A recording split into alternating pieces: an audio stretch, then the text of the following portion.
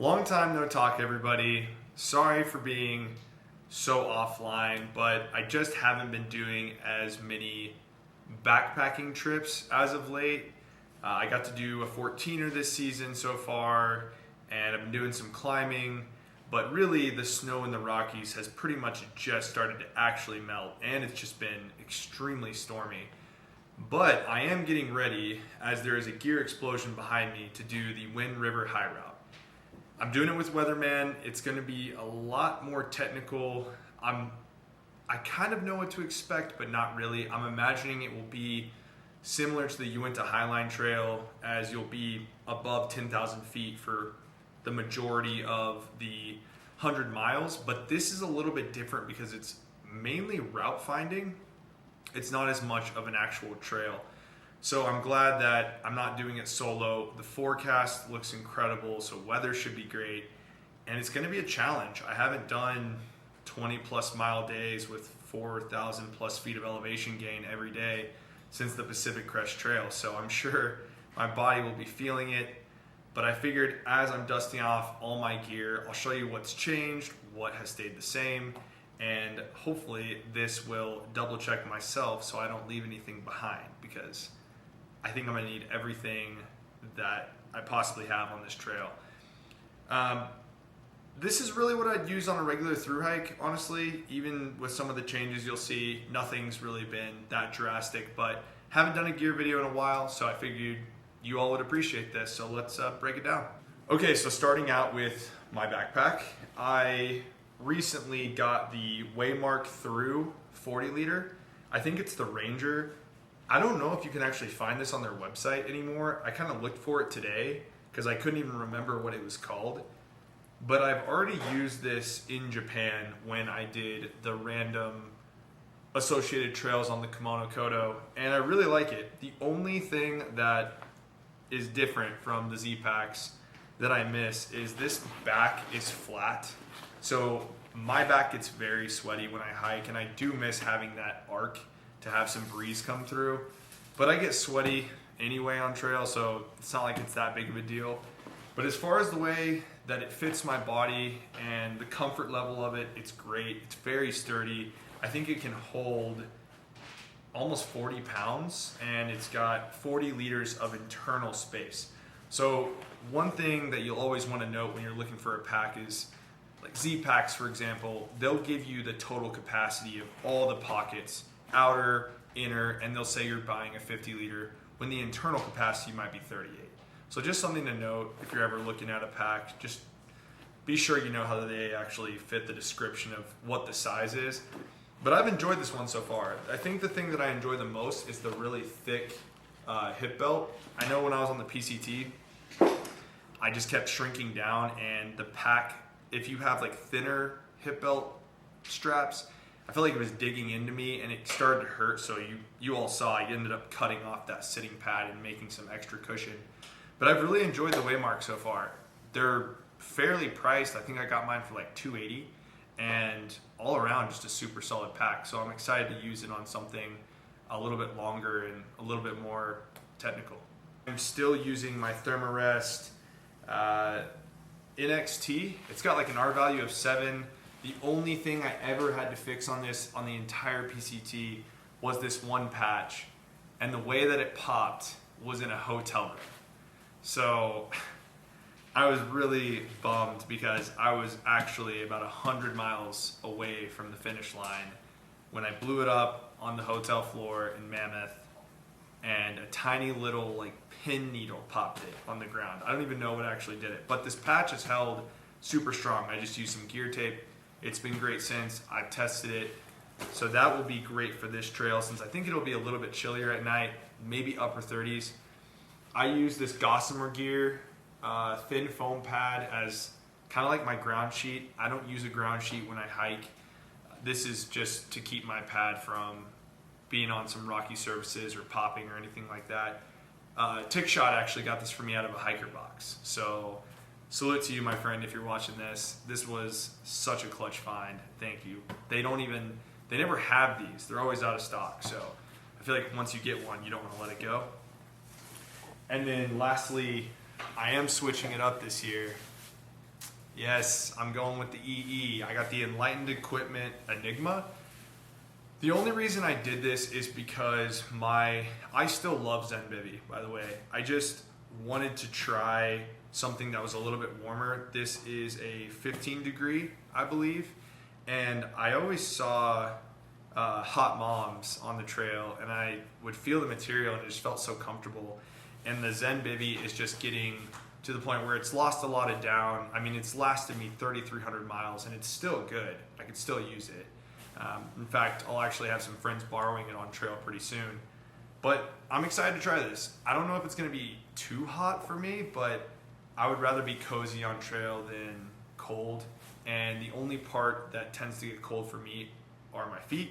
So excited to give this a shot. I haven't even used it yet, but I will let you know on the Wind River High Route. As far as shelter, I still have my Z-Packs duplex. I don't see this tent going bad for still quite some time. It also has about 3,300 miles on it ish, maybe a little bit more. But the only thing that's really starting to break down is the stuff sack. One of my zippers is broke, so I have it marked because if I unzip it, I will not be able to zip it back up again. And if mosquitoes are bad on this trail, that's a death sentence. So I'm not going to open up one side of the tent, which is fine. I always just find it and then put the side that I want to get into.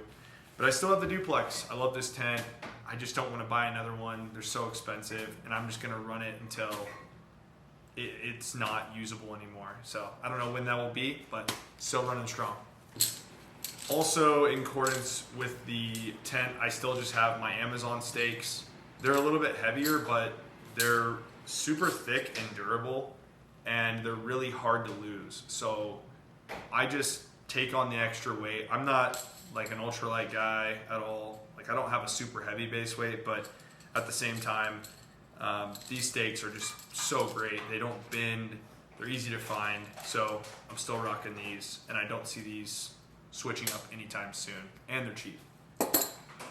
For rain gear, forecast looks good, but if there's one thing you learn backpacking over time, it's that you never know, especially in the Rocky Mountains.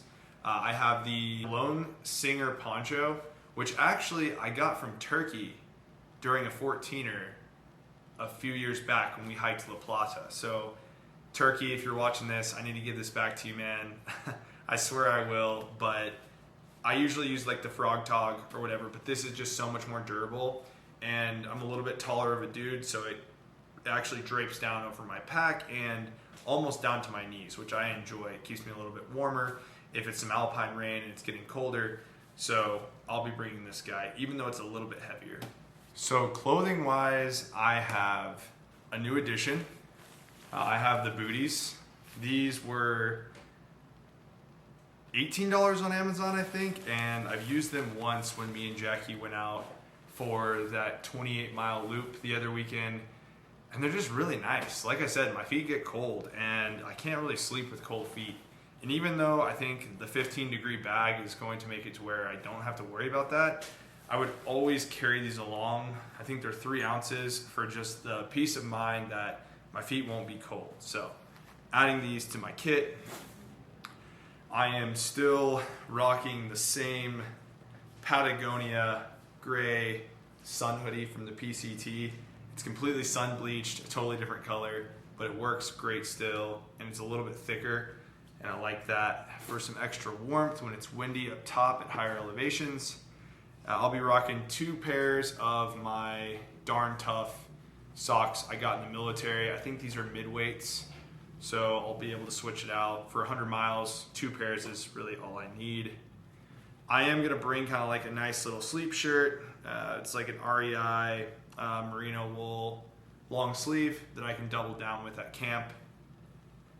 And for a little bit of extra stuff, I know you all, if you watched my PCT hike, I am a big proponent of bug pants. My last one's tragically ripped around Crater Lake, and I kind of taped them up and I got them through the rest of the trail.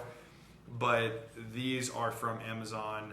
They're like $19, and if the mosquitoes are bad, my legs are just the worst portion where they always get me the most. So this is a must for me to have a good time. And then I have a bug net for my head. And for footwear, I am sticking with the Ultra Lone Peak 7. I do have a pair of 8s. When these run out, I'll give those a shot, but they don't really look that much different to me. So sticking with the 7s for now. They still got some good tread. They've put a little wear and tear on them, but they're fine. And then I'm going to have, yes, my trusty hat that I've worn on every hike now. That is completely a different color than when it started, and it's added some pins along the way. You know, I got this nice little PCT pen now. I'm that guy, I guess, you know. But as far as a puffy, the only thing that's not shown here is I'm gonna still be wearing my Torrid. I love that thing. It's like the most versatile puffy ever. It weighs 7 ounces. It's water resistant. It keeps me warm at camp. I sleep with it. I put the hood up. On a climb, it can warm me up really well. So I'll bring that, and then I'll be wearing my tried and true Air Force shorts. As always, I still think they're the best hiking short, and I still have so many pairs of them that I don't ever see myself having to buy a pair of hiking shorts for the rest of my life. So that is clothing. So food storage, apparently you have to have a bear can in the winds.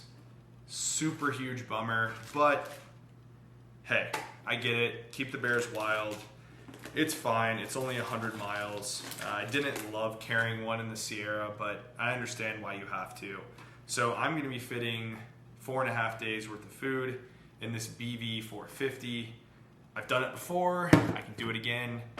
And as far as what I'll be cooking with, I have my Tokes 750 milliliter pot. It has my propane in here, my lighter, and my BRS Chinese stove that everyone uses on trail. I love that stove.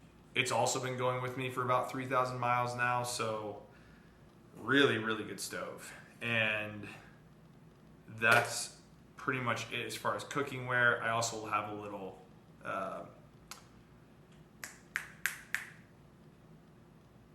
Frost Peak spork, that's right.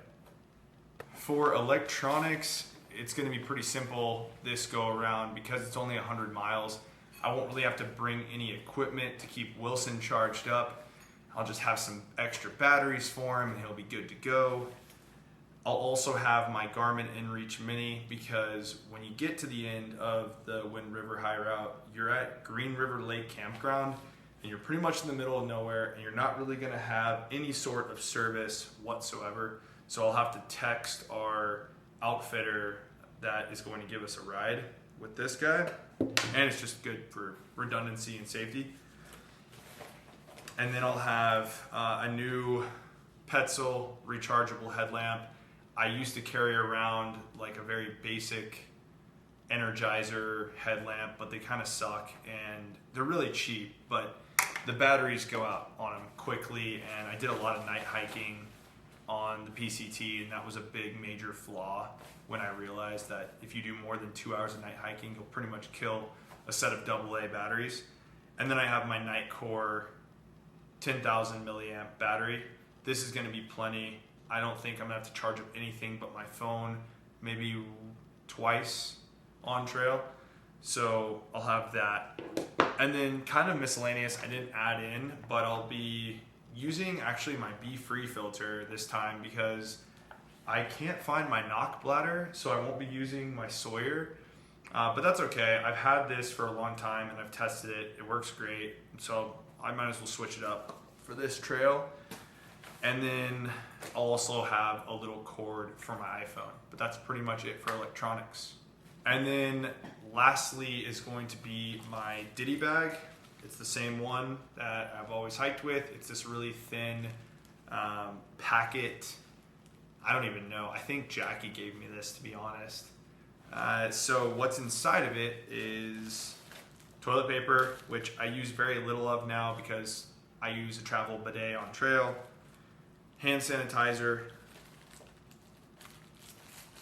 my trowel, a small kind of like toothbrush you get from the dentist, and then I'll probably have some miscellaneous supplements in a bag, like magnesium and some other things. But that's all I really carry in my Ditty bag. There's nothing crazy in here. I might have some Tylenol, ibuprofen, probably not, since it's so short. But that's everything for my Ditty bag. And that's pretty much all my gear, y'all. I mean, I don't really have anything else. I'm trying to just keep it really simple. It's just a 100-mile stretch, but even if I was on a longer through, this is what I would have with me. It's more than enough clothing. It's the only thing that I would change here if I was on a through hike would be I'd have my Ursack instead of my bear can. But other than that, there's nothing really else I would change. I did get a new pad from Nemo, which I cannot recommend them enough, guys. Like, I had a pad from them. I had an old Tenzer, and I don't know if it was the manufacturing or what, but it just kept leaking, even when I got a brand new one from them. But their customer service is so good. They will just send you a new pad, no questions asked. And they actually sent me, they gave me a credit, but I actually ended up getting a new pad from them that has a little bit higher of an R value rating, and it's wider. I can't remember what it's called. Maybe I'll put it in the comments if anyone's curious. But that is pretty much it. By the time this is uploaded, I'll be in Wyoming meeting up with Weatherman, and we'll be heading out for the route for the Big Sandy Trailhead, and we'll be hiking northwest. So stay tuned. I'm just going to edit all the footage when I get back, and it should be a really scenic, amazing short hike, but it's going to be gorgeous. It's been on my list forever. So I hope you all enjoyed this. As always, if you have questions about the gear or if I left anything out, just ask me in the comments. If anyone's curious on the base weight, then I will post a lighter pack, or you can just ask me. But I think with everything right here, if I had to just run it off the top of my head, it's probably with my camera around 13 and a half pounds.